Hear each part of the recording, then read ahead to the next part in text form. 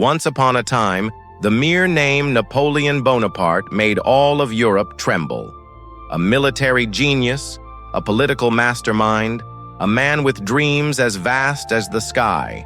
He rose from a soldier to become the Emperor of France in 1804. Nation after nation fell at his feet. Italy, Austria, Prussia, Spain.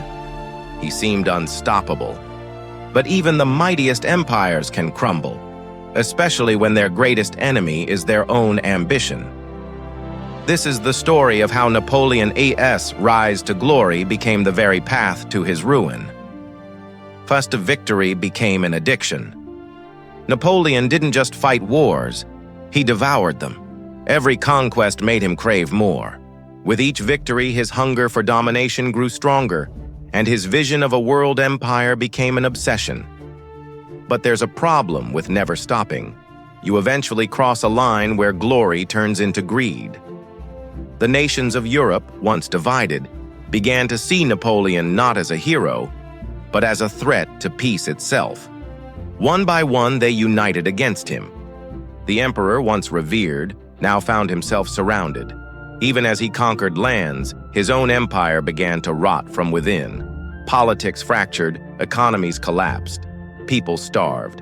Victories meant nothing when the people you ruled were hungry, tired, and broken. 2. The catastrophe in Russia. In 1812, Napoleon made a decision that would seal his fate. He marched nearly 600,000 troops into Russia.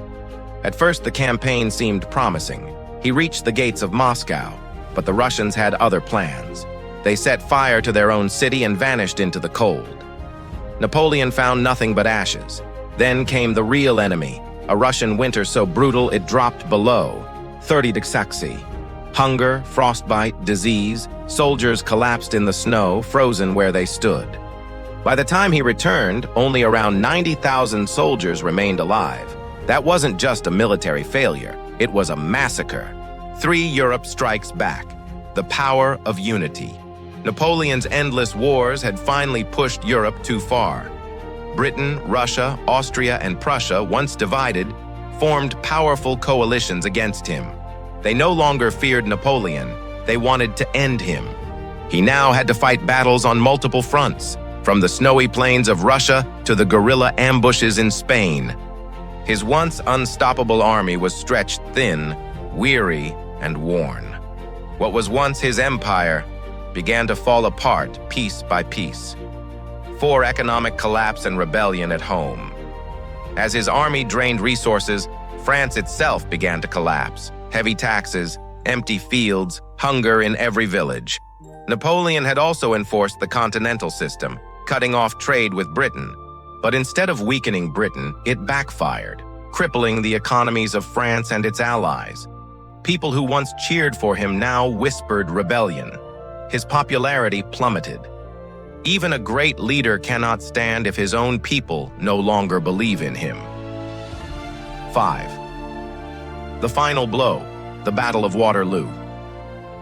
In 1815, after being exiled to Elba, Napoleon returned to France for one last gamble, the 100 Days.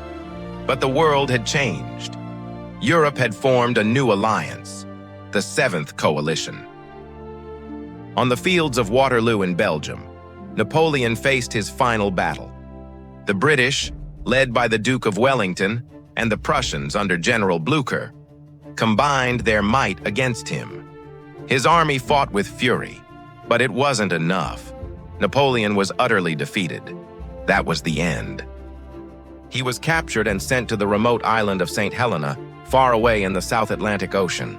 There, cut off from the world he once tried to conquer, he died in 1821, alone, powerless, forgotten by the empire he built. Epilogue: more than just a man's fall.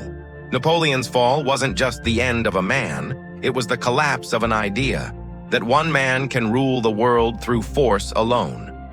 History teaches us, power without restraint leads not to greatness, but to ruin.